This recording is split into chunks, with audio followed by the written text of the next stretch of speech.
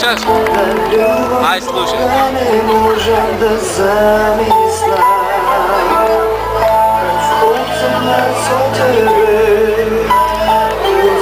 так се замина. Не сакам да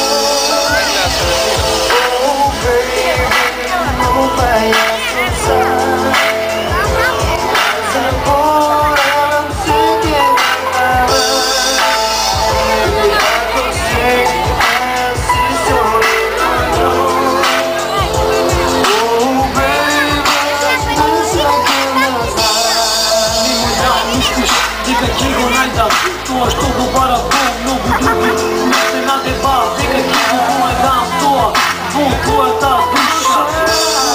Мислам дека го почувствувам тоа преку твоите зборови, можда ќе се вратам назад, ќе го запрам времето кое течи моментално зад.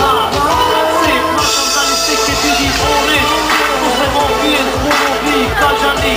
Само сакам да бидам осамен со моето тимо и хартија, со кој моментално наоѓам музика. Но јас сум тука, секога за тебе, не те напуштам никогаш, нема да ти кажам Богу, зашто ти си посебна личност во моето срце.